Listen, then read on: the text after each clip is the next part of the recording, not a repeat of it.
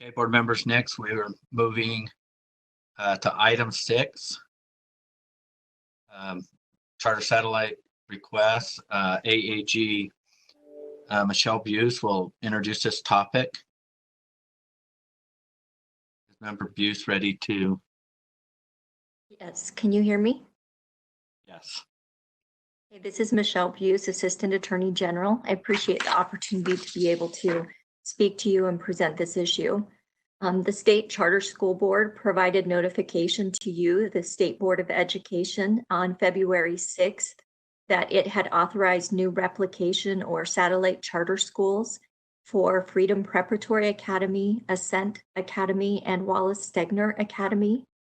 Although the State Board of Education does not approve or deny the authorization of charter schools, by statute, you do have the authority to direct an authorizer to reconsider an action to authorize a new school and correct any deficiencies in the authorization process's compliance with laws or rules. Under this authority, in your March meeting, you directed the State Charter School Board to reconsider its action and provide evidence that the threshold requirements in your Rule R277552-6 had been met by each of these schools to apply to open new replication or satellite schools.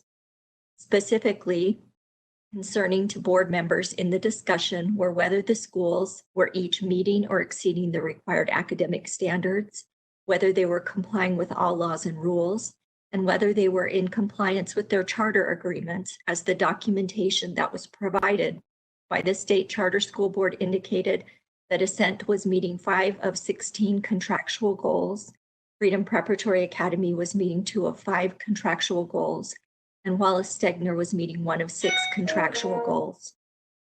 The State Charter School Board reconsidered their action in their March meeting and once again authorized the 3 new schools and provided a response to your request for reconsideration. You will find this under the Title 6A, Process of Reviewing Eligibility Requirements for a Satellite or Replication, in your backup documents.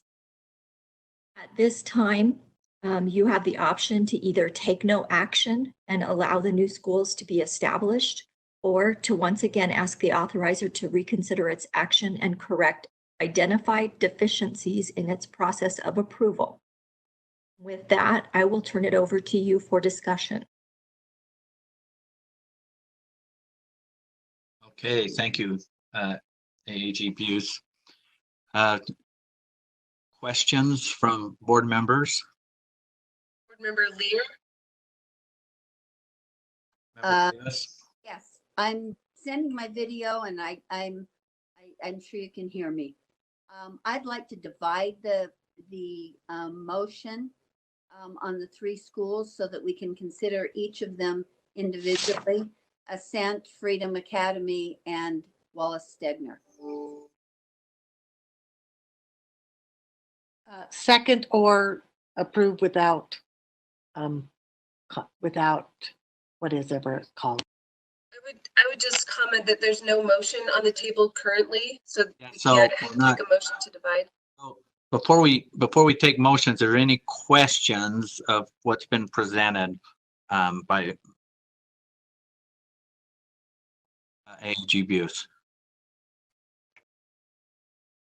Board Member Scott Hansen has a question. Okay, Member Hansen. In reviewing the process of reviewing eligibility requirements, I have some areas which I believe should be identified as deficiencies or points for clarification. First, under the requirements of federal and state law regulations and rule, I don't see any listing of what items are confirmed. This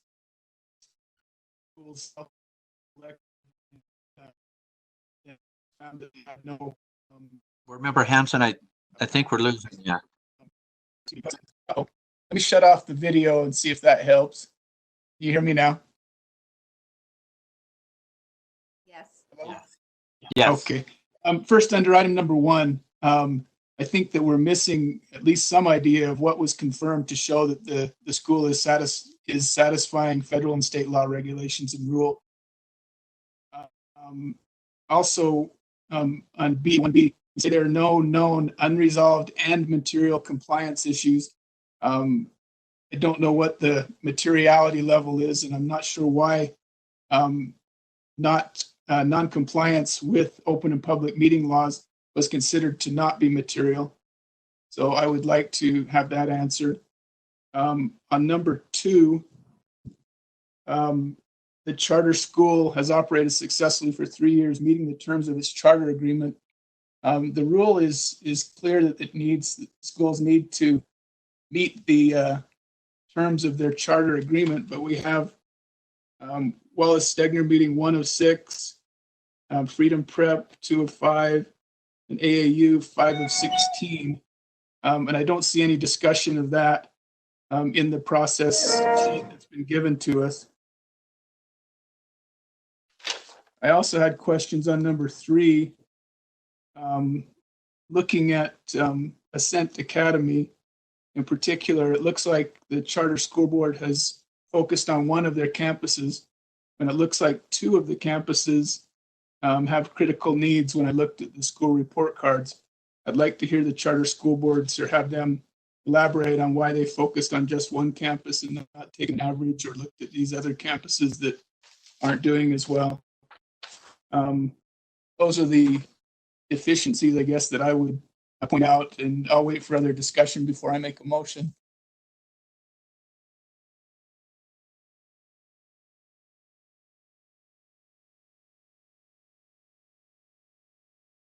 Hello?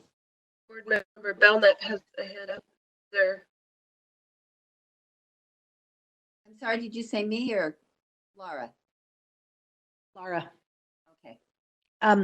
I actually agree with Scott. I've written down some of these same questions that when some of these schools are receiving quote, I'm not sure exactly what the term is, but 1 of 6, 5 of 16 of their proficiencies for what their charter agreement is. I don't see where we have a listing of if they've improved, if they're ready. And I believe that these schools are supposed to, moving at this fast pace, should be prepared and ready and be quote unquote even better than some others if we're moving this quickly to move them on to make a satellite.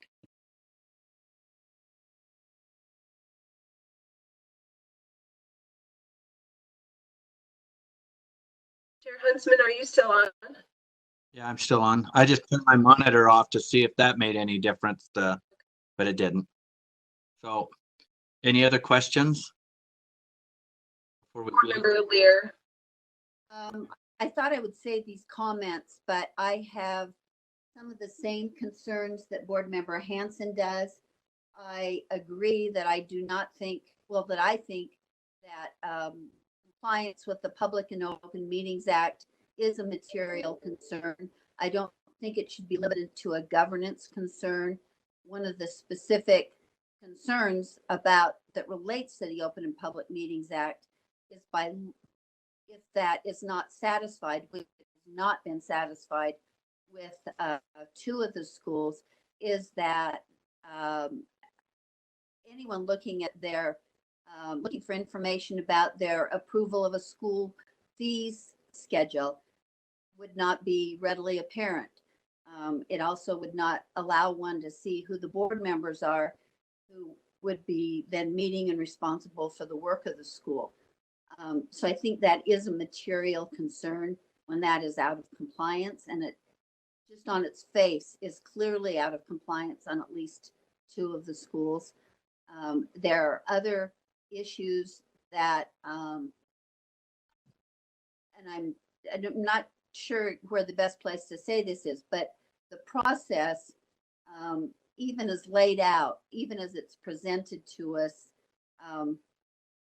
as the existing process, I think presumes that it is applied to the facts of the school. I don't think we can just say that the process is working without applying it to information we have about the school.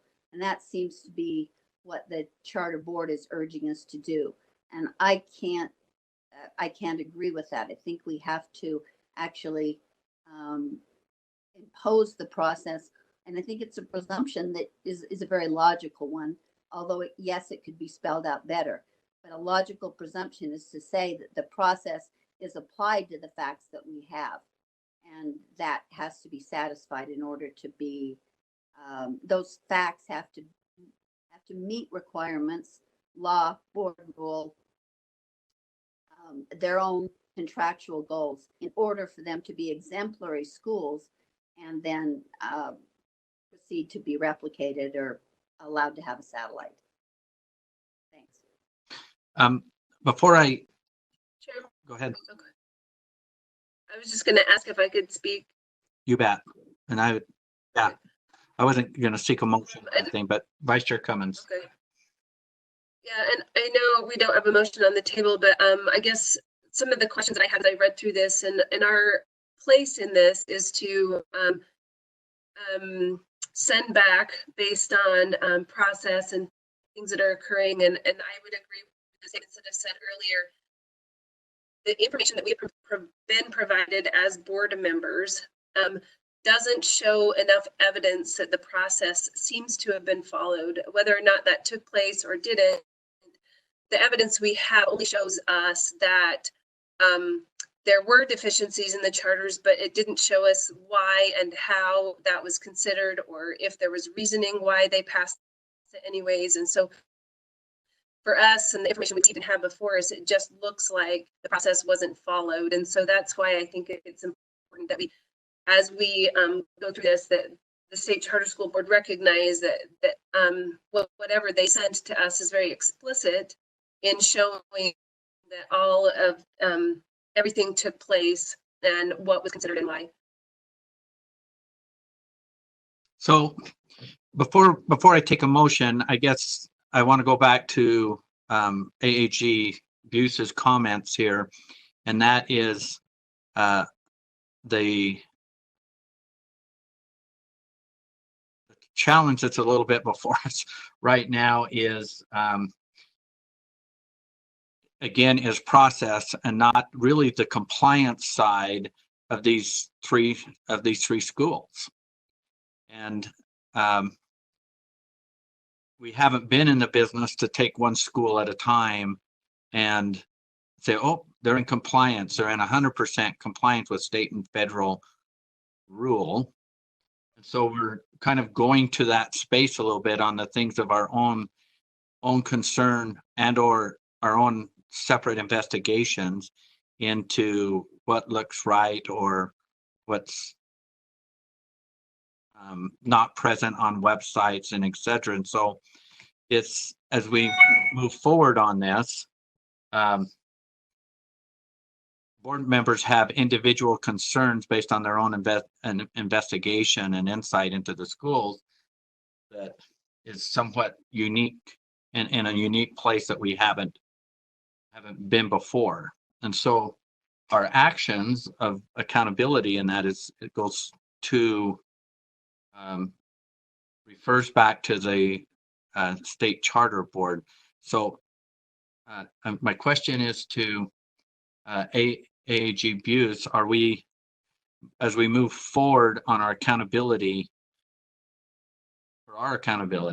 and request to the charter board on their accountability, are we in the right space right now for calling individual items out per school, or individual concerns that we have for each school? Are we in the right? I think that it's probably a little easier worded the way that board member Cummins stated it, that we need more clear evidence that each of these schools qualified under the criteria, that sufficient evidence wasn't provided, that each of those schools qualified under each of the criteria, that there may have been considerations by them, but evidence wasn't presented to the board that showed that they were complying with all of the laws, especially when there's evidence that's apparent that they're not, or evidence that they're complying with the terms of their contract, when the evidence provided by the state charter board clearly showed that they're not complying with the terms of their contract. And the second round of evidence simply said, we reviewed their contract, didn't provide additional evidence to show why that was accepted. And they were still allowed to apply, because that's one of the threshold requirements in the rule, is that they have to be complying with the terms of their contract or agreement. So I think that the general process, as Board Member Cummins stated, would be the justification for sending it back, rather than the specific faults of each of the charters themselves. Well, thank you, because I want to keep us in the right space for the situation. And this is a new place that we're in, based on a rule that was passed a couple of years ago. And I about thought I lost my computer. I'd have been in trouble. Any other questions before I take a motion? Next up is Mike Haynes.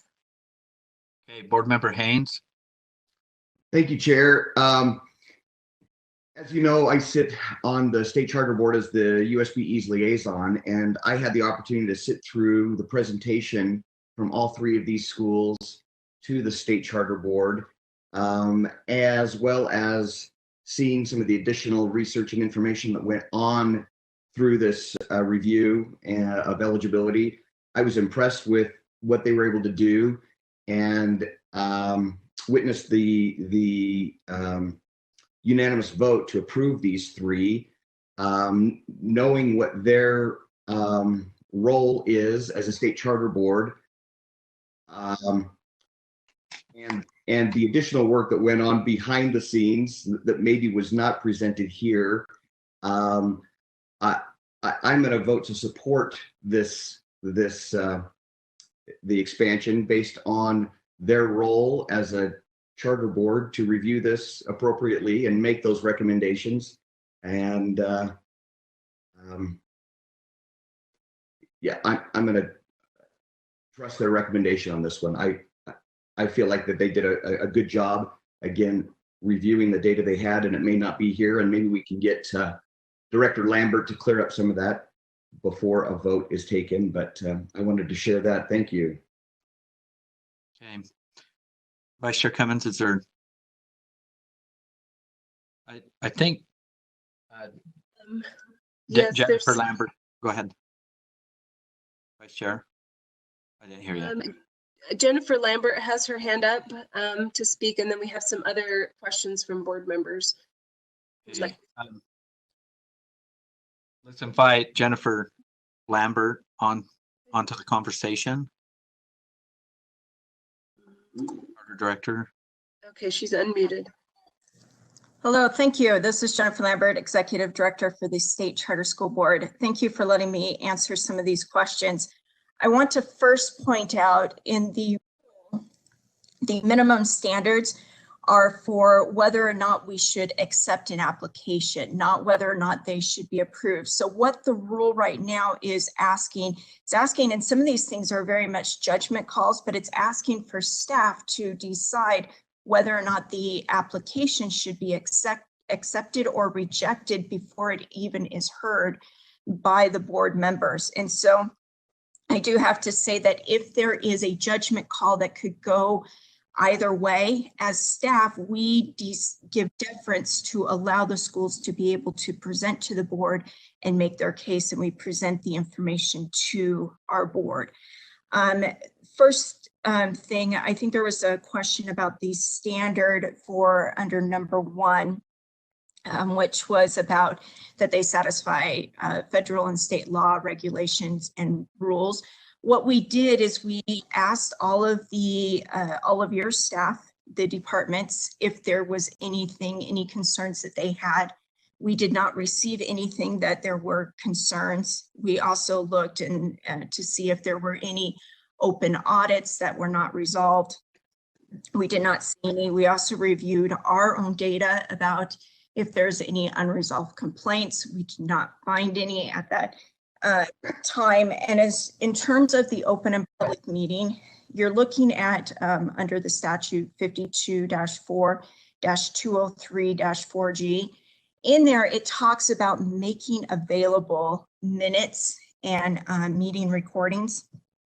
And there are differences in how some schools interpret what is make available.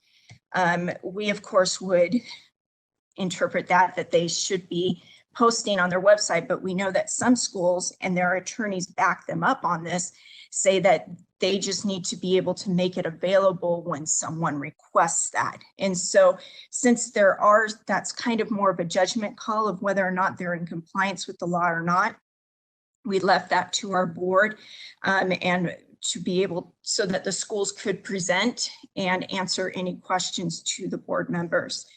And as far as I think there was another question about the second one in terms of have they operated successfully for at least 3 years, meeting the terms of the charter agreement.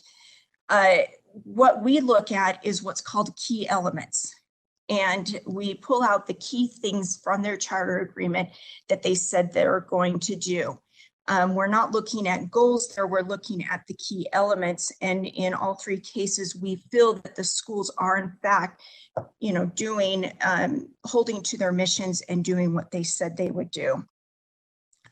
In terms of number 3, again, there's different ways that maybe you could look at that and judge that, but because we were looking at this as staff, whether or not they should be allowed, the schools be allowed to present their case to a board in an open meeting and be able to make their case, we gave deference to the more lenient way of interpreting that because we did not want to administratively interfere with the school's due process. And I hope that answers the questions that members have. Okay. Thank you, Jennifer. Vice Chair Cummins, is there other hands up? Board Member Cindy Davis was next. Board Member Davis. Hi, this is a question for our AAGs. Or maybe the chair, I don't know. I'm just wondering if we need a motion for this. If we remand any of the schools back to the State Charter School Board, board members gave a good idea that a committee would be formed between 2 State Charter Board members and 2 USBE members to go through some of this information. A different State Charter Board member suggested to me last night that if that committee was formed, that they be required as part of their work to give suggestions back to the State Charter School Board, that they be required to listen to or watch that session where the State Charter Board interviewed these 3 schools. And then maybe that committee could summarize some of that rich narrative that Board Member Haynes is referencing for the rest of the board to be added to those pieces of data in question. So my question is for either the chairs or the AAGs, do we need a motion to put something like that into motion? Or is that just a suggestion that can be made for working behind the scenes if we do remand these schools? This is AAG abuse. That's not in a rule, so it's not something that I can actually answer to. If that's something that you as a board wanted to direct to do, that's something that you as a board could discuss, but that's not something that's in rule. So which would end up, because it's not in rule. This is Chair Huntsman. It's not in rule. So it would take a motion to form a committee, but at the same time, we are going through what we call the process. in committee starting tomorrow. We have the existing process that led us to where we're at today, and to the fact that we've got questions on with our authorizer on their due diligence and evidence and a submission to us of showing compliance and et cetera, that that process is going to be completely, most likely changed the way that I see it as it comes out of committee, and I'm not sure how many committee meetings, and then the process is going to change. And so right now what we have before us is the old process, and there's three proposed extensions here where they're looking at, building, spending money, getting ready for their campuses, and those three schools are waiting, watching us have this particular debate and a variety of motions back to the charter school. So a committee or whatever that's, that can be voluntarily done if the charter school or the charter board wants to have one. But the hope is a little better process that will streamline this, so that when recommendations come to the board, that we either this is on the policy, or on the policy itself, that we have assurances that compliance is being met and et cetera. So I'm not sure what will benefit Member Davis by having this committee vetting out these three schools. The reality is that the charter board doesn't need our approval of this. Is that, let me just make sure that that's a correct statement. So I'll ask AAG views. Is that a correct statement? Yes, it's kind of an interesting conundrum, because you as a state board do not get to approve or deny it, but statutorily you can send it back if you feel like somewhere in the process the authorizer did not comply with the process. So you do not get to approve or deny their action, but you can make them reconsider if they skipped something in the process. So where we're at is if there's 8 or more board members that want it sent back because of the process, then that's what's before us today. If there's less than 8, then this just moves forward. So the really what's before us is the process, not really the 3 schools. So we are in a very odd place. I don't know if that answered your question. So I'm, as a chair, Can I just follow up? Yeah, but just as we found, as a chair, knowing and also visiting with the AGs, what's in statute and what's in rule, I'm trying to keep us in the process space, because that is where we're supposed to be, and again, with an opportunity to better that process starting tomorrow in committee. Follow up, Board Member Davis.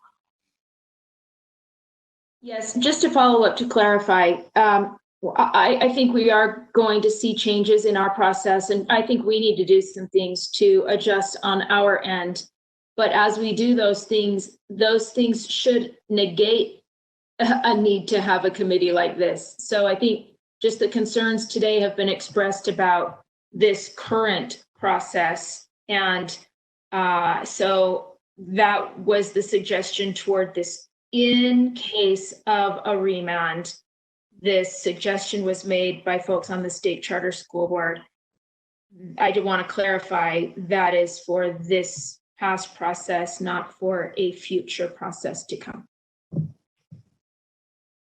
Yes, and I've the opportunity to form a committee or whatever to come out of the committee tomorrow as in the form of a motion to the board, depending on the work that you do as the committee is doing tomorrow. So that's where I see the best work on this. Right now, I just see process that's before us today. And if I've seen language, and I think a lot of I believe a lot of the board members' concerns would be answered if the motion was, if there's 8 or more that wants to send this back to the state charter board, is to provide the extra evidence or additional evidence that wasn't submitted regarding goals and some other issues. This is your meeting. So is there any other questions before we get to any proposed motions? We have a few board member questions, as well as AAG Brian has his hand up. So who should I go with first in there? Brittany, I'm not seeing the hands. If you'd like Brian to speak to something, and then we can go with the next board member, who is board member Lear. Okay. Brian, AAG. Yes. Thank you, Chair and Vice Chair. Something that Board Member Davis mentioned there with this kind of this hybrid committee idea, just got me thinking, and so I just want to provide this as an option, which obviously you can disregard, but it's something to think about. Perhaps, what do you think about the idea of having a committee tomorrow add this to their agenda for kind of a deeper dive? They can take feedback and input from community members or staff or whatnot, and they can deliberate and provide a recommendation. I don't think it's too late if that would be helpful. And this kind of goes off of what Board Member Davis was saying. I think some time is somewhat urgent here to push this down the road. Months may not be the right course of action, but just this thought occurred to me of using one of our committees tomorrow to work on this issue. Well, appreciate your comments there, and there's a couple things that can happen. There's that, and also if there's more than 8 members that have these concerns, is while that's taking place, still have the state charter board address in their submittal back to us more information regarding these board member concerns, and especially a focus on the goals. But again, that's another motion. Board Member Lear. Thank you. I know that this is on the committee discussion tomorrow. I personally don't feel like we can add another item to our committee, but I think that this idea of a possible conference committee or liaison committee or something may come up as part of the process discussion tomorrow. So I would like to keep that in the future discussion. Secondly, I'm totally about the space of process. I understand that, but a process that doesn't presume you apply the process to the facts at hand is no process at all.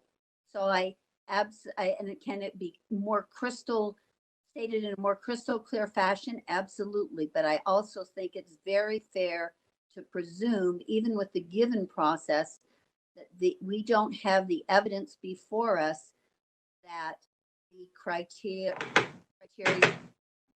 So I feel very strongly that I can't proceed with these schools. These are supposed to be exemplary schools by the state charter board's own language at the very end of the application. The evidence we have does not present these as exemplary schools. And they are allowed now to go through an expedited, abbreviated process. If you looked at the materials carefully, you see that they get considerable funds right out of the chute to be replication schools. I cannot feel fiscally responsible in approving these schools approving the process that approves these schools or accepting the process that approves these schools without the evidence that maybe the charter board received, maybe it didn't. It's kind of surprising to me that if the charter board had it, it didn't provide it to the state board, because it would then provide support for the process, even the existing process for this board member. So I believe that it is implied in any process that the information acquired through the process is also part of the discussion and part of what's relevant. And we have not seen that. Okay.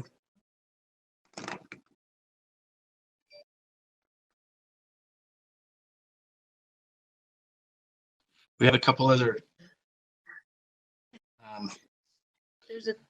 There's two more hands up, and then I would like to add, I can't help put my hand up, but I'll just add myself to the queue at the end, if that's okay.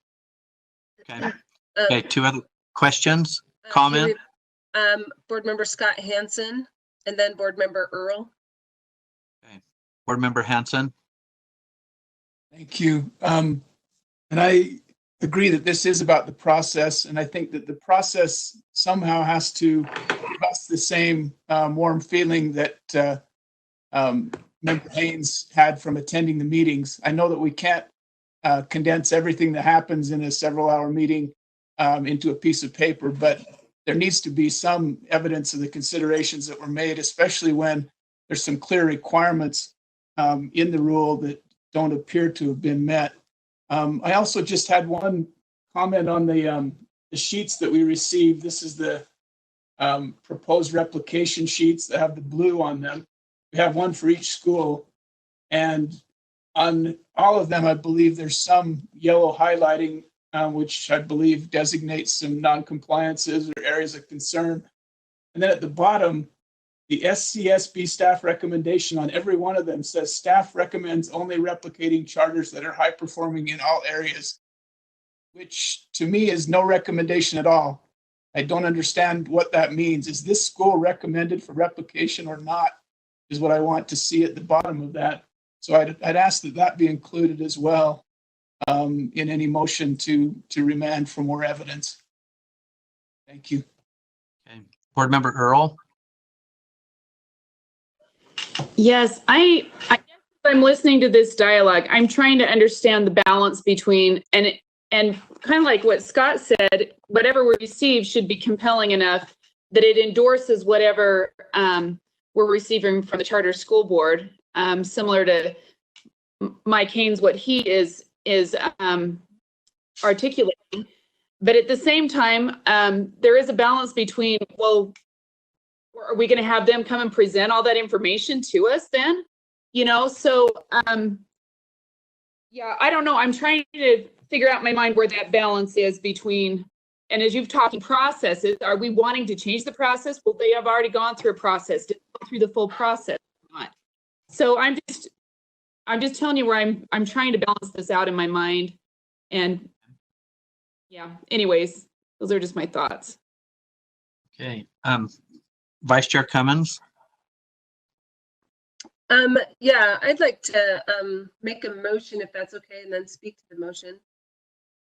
Well, you're the last hand up, so that's been raised on this. So, Okay. Yes. I'd like to move that the board send to the State Charter School Board for reconsideration, as stated in UCA 53G-5-205 4B, applications filed by Freedom Preparatory Academy, Ascent Academies, and Wallace Stegner Academy to open new replication satellite charter schools, and request that they correct deficiencies in the charter school application by applying the deficiencies in the applications and the process by applying the criteria found in R277552-6, parentheses 2, and provide evidence that the applicants each met the minimum criteria to submit an application for replication or charter schools. Second.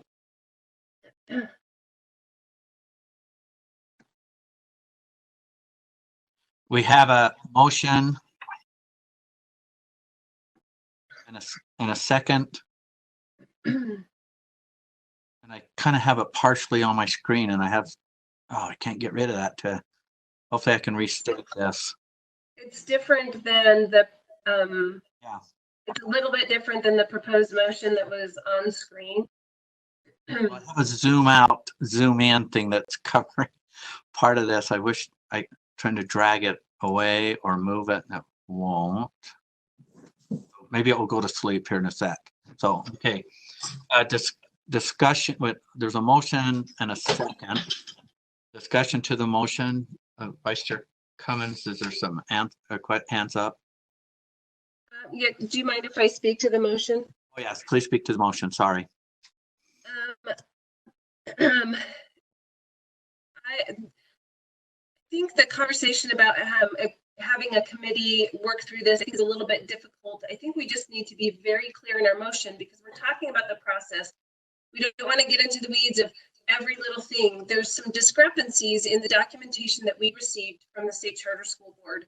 One saying we recommend them as in full standing, and then the other documentation saying that they're only meeting 3 of 16 goals, etc. And so because we don't have clarity in the documentation, we cannot assume that the process was followed based on the documentation. And so I think it would just be important for us to just say, we need clarity. We need a specific recommendation that says, here's the process, here's how we followed it without the discrepancies, and then allow them to do their work and not with us, talking about all the little things that we're finding.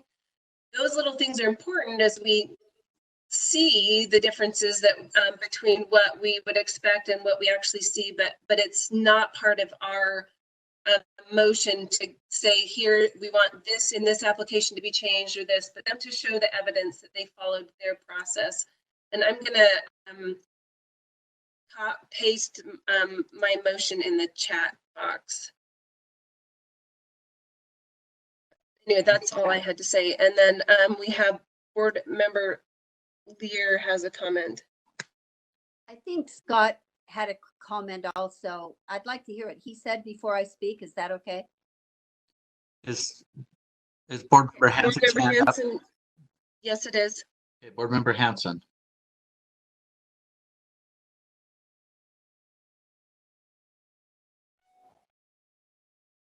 Board Member Hansen.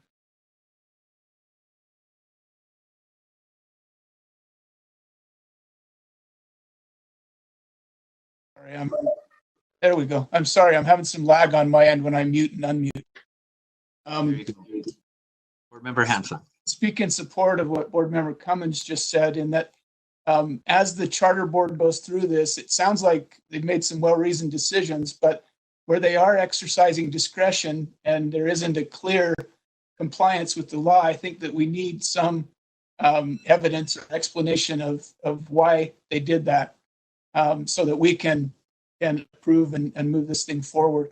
I'd also like to, maybe without objection, amend the motion to express our intent that this come before this board in our next meeting, which I believe should be in 2 weeks. So I'd like to move this forward as quickly as we can, contingent on the Charter School Board being able to respond to us.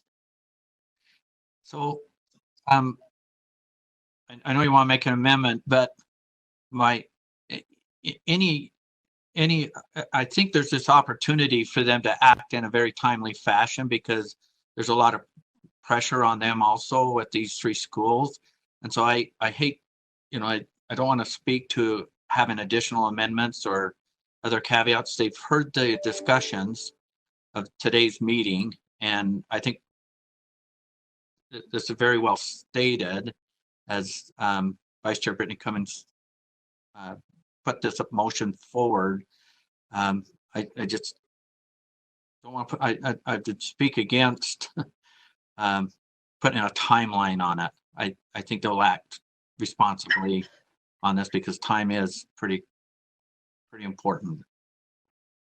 As long as it's understood that this board will certainly be ready and willing to consider it in our next meeting on an expedited basis. Thank you. Board Member Lear. And my final comment, I've said a lot. I know about this, but I've done a lot of research also about this. And I don't see Brittany's motion, Vice Chair Cummins' motion as very different than the original motion. But my emphasis is on evidence, existing process going forward. The state board, having responsibility for all public schools, needs to see evidence that a process was applied. And so I want to emphasize from my position that part of the motion. I think that is what we looked for in previous motions, and it still did not come forward. And so I'm looking for that and we review this. And I don't want this to be an ongoing cycle of remanding. But I'm sorry to be harping on it, but unless there is evidence that these are exemplary schools, high schools, as the charter board itself states, are the schools that it wants replicated, then I cannot abide or accept a process that does not prove that. And that would come through the data and evidence. So thank you for letting me speak so often on this. Okay. Any other hands up? Board Member Davis. Board Member Davis.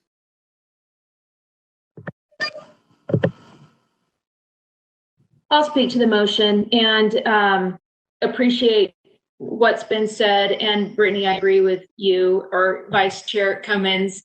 And I also appreciate Chair Huntsman's clarification that should the state charter board want to convene a small committee as part of their preparations that includes some of our board members, that is an option up to them and that they can work forward in that manner as well. So I will speak to the motion and thank you. Vice Chair Cummins, am I ready to call this to a vote? It looks like it. I don't see any additional hands. Okay, the motion before the board is that the board send to the state charter school board for reconsideration as stated in UCA 53G-5-204 parentheses 4 parentheses B, applications filed by Freedom Preparatory Academy, Accent Academy, and Wallace Stanger Academy to open new replication satellite charter schools and request that they correct deficiencies in the charter school application by applying the criteria found in R277-552-6 parentheses 2 and provide evidence the application that the applicants each meet the minimum criteria to submit an application for replication in satellite schools. This is going to be a roll call vote. I'll start with Member Belknap. Aye. Member Bolter. Aye. Member Cannon. Aye. Vice Chair Cummins. Aye. Member Davis. Aye. Member Earl. Aye. Member Gravitt. No. Member Hanson. Aye. Member Haynes. No. Member Lear. Aye. Member Marsh. Aye. Scott's not on. Member Newell. Aye. Member Thorpe. Aye. Member Huntsman. Motion passes. Thank you, board. Okay, moving on.